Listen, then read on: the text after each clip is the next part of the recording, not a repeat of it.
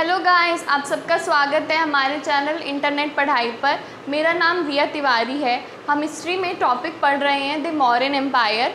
हमने last class के अंदर जो टॉपिक कवर किए थे वो थे सोर्सेस एंड ओरिजिन।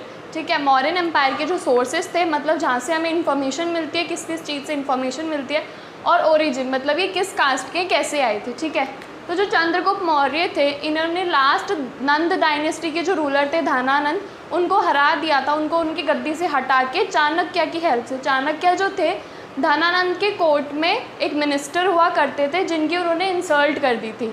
फिर उन्होंने बदला लेने के लिए चाणक्य ने क्या करा, चंद्रगुप्त मौर्य उनको दिखे, उन्होंने इनको राज्य के बारे में सब कुछ सिखाया।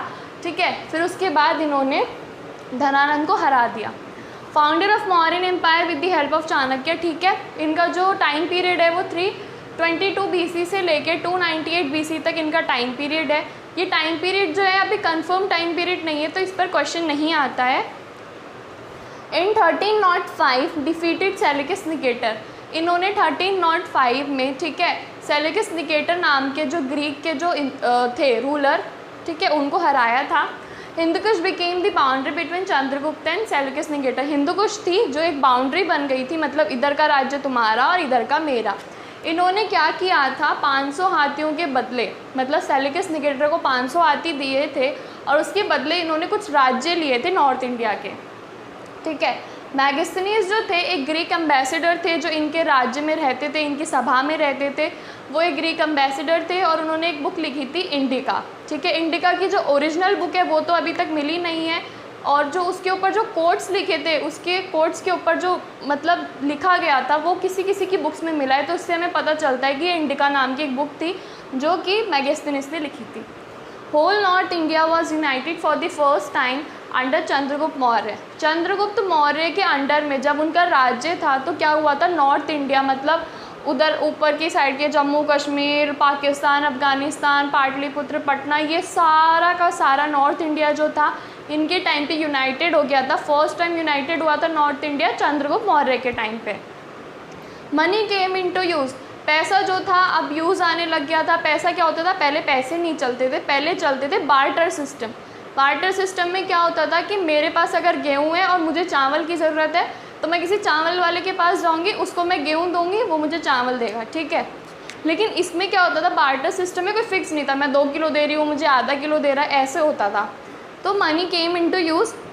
Taxation, sanitation and famine became state concern.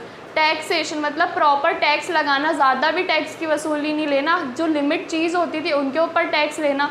Famine मतलब वहाँ पे जो सूखा पड़ रहा है, अकाल पड़ रहा है, उस पर जनता कैसे क्या कर रही है, जनता को खाना प्रोवाइड करवाना, अगर ये सब हो रहा है तो। सैनिटेशन मतलब साफ़ सफाई से रिलेटेड सारा काम जो होता था, मतलब जो राज्य था चंद्रगुप्त मौर्य का मेन काम जो था वो अपनी जनता को खुश रखना था।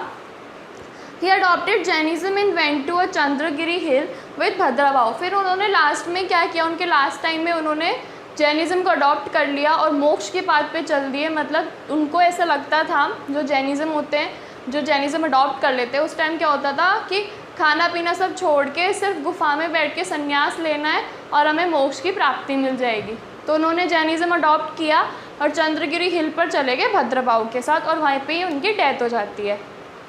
नेक्स्ट हम आते हैं चाणक्य पर। चाणक्य को विष्णुगुप्ता एंड कौटिल्य इन दोनों नाम से भी जाना जाता है।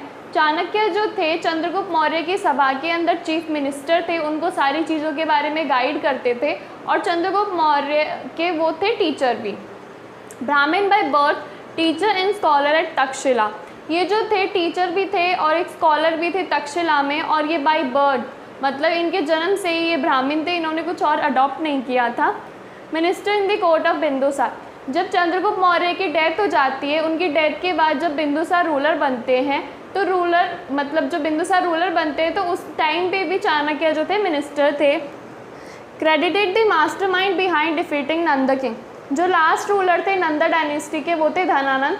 उनकी जब इंसल्ट कर दी जाती है, चाणक्य की जब इंसल्ट हो जाती है धनानंद द्वारा, तो वो उनसे बदला लेने के लिए चंद्रगुप्त मौर्य को राजा बनाते और पूरा मास्टरमाइंड लगाते, पूरी स्ट्रैटेजी बनाते धनानंद को उसके थ्रोन से हटाने के लिए और चंद्रगुप्त मौर्य को राजा बनाने के लिए।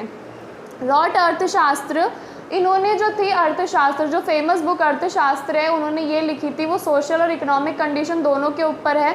15 बुक्स एंड 180 चैप्टर्स। उस बुक के अंदर 15 तो बुक्स थी, मतलब एक कंपाइल्ड बुक थी 15 बुक्स की, और 180 चैप्टर्स थे। उसकी जो मेन थीम थी वो थी सप्तांग थ्योरी, जैसे राजा, उसके मिनिस्टर्स, उनको क्या काम करना होता है, इन सब के बारे में उसमें बताया गया है। सोशल इकोनॉमिक कंडीशन, राजा के रूल्स, राजा के जो काम होते हैं जो उसको करने चाहिए, कैसे उठना चाहिए, कैसी पूरी दिनचर्या होती है, सबके बारे में बताया गया था उसके अंदर। नेक्स्ट हम आते हैं बिंदुसार पर। बिंदुसार जो थे चंद्रगुप्त मौर्य के बेटे थे। इनका जो टाइम पीरियड है 298 से लेके 273 बीसी तक माना जाता है। इनको ग्रीक लैंग्वेज में अमित्रोकेट्स नाम से जाना जाता है। अमित्रोकेट्स जो है संस्कृत वर्ड जो था अमित्र घात, मतलब अमित्र का मतलब जो मित्र नहीं होते, मतलब दुश्मन, उनका घात करने वाला, अमित्र घात। ठीक है, ये चंद्रगुप्त मौर्य के बेटे थे। इन्होंने चंद्रगुप्त मौर्य के बाद जितना भी राजपाट था सब बिंदुसार ने ही संभाला था।